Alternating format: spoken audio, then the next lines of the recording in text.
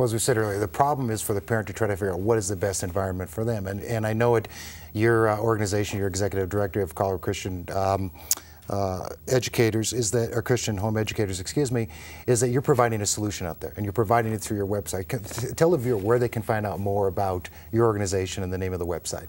The website is chec.org, or chec.org, and you can find all out about our independent school, our bookstore, the events that we host, and other things.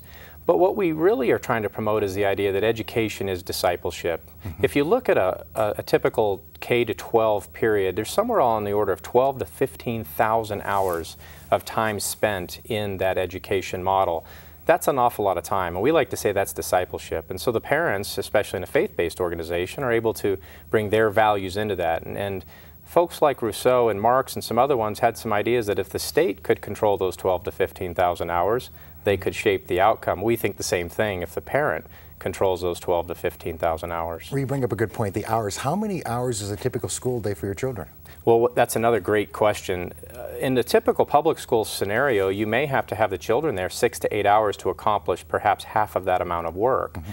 So most homeschoolers find that they can accomplish what they want in the school day in a much shorter period of time, especially where it is done one-on-one in certain aspects of the time. Plus, there's the flexibility of setting when the school day begins, it ends. You can do it on Saturdays. Many homeschool throughout the entire year and don't follow a traditional model.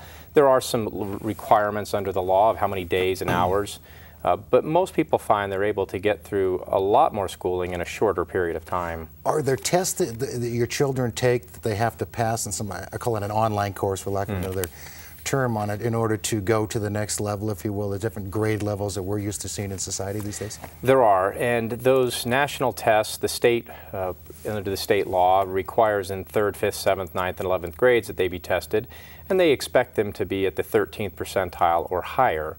Those tests are then compared nationally, and so it's a way for the parents to see that they're keeping their children on track, and whether they need to seek some additional help or extra counsel or something along the way.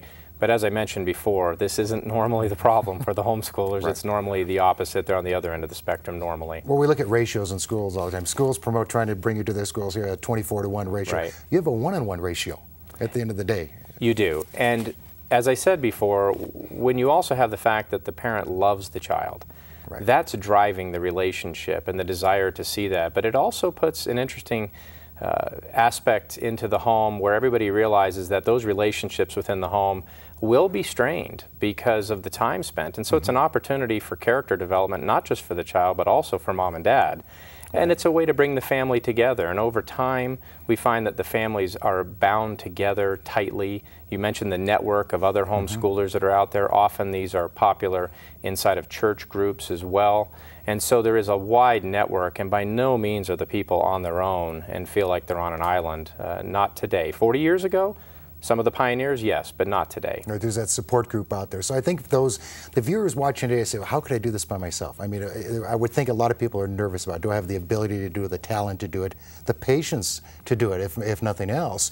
But there's that support group, and I know your organization provides that support to those people as well. That's right, and we have support groups throughout the state that are local communities where people can get information or perhaps even tutoring, some help. As we get into the high school years, sometimes people feel they can't do high school math or science in particular, often concerns.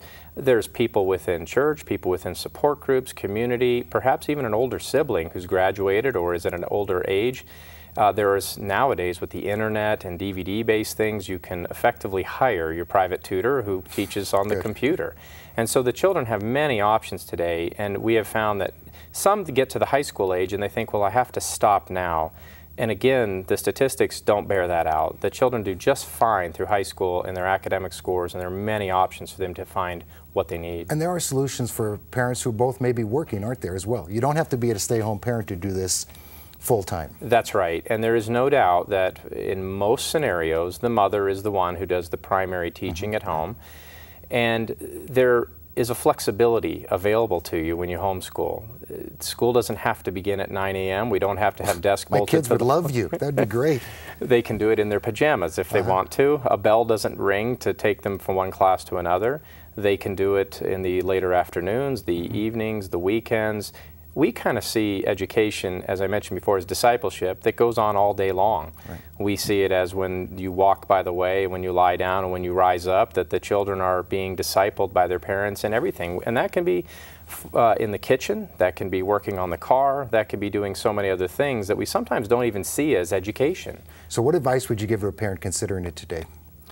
You have to count the cost of anything. There's clearly sacrifice involved for any parent who's going to make the decision to do this. We think the investment in their children in the future, and especially when they want to preserve the faith, is important. We, as a Christian-based organization, also would like the curriculum to be included in a faith-based perspective, and in the public school that's obviously not allowed by the law. So we think that if you count the cost, you'll see that the outcome is well worth it. One of the things that does go on today is there's more public school options at home where it is called homeschooling. We advocate that people look carefully into that. The lure sometimes of money or computers or other things, the curriculum will not be centered on their faith when they do that, and that's one of the concerns that we like to share with people. But there's a lot of options out there, and so people have to weigh these things and decide for themselves. And there's so many options, and we have so little time to do this. This is a great subject, and I know so many people are interested. One more time, where can everybody find your website, please? Check.org, CHEC.org.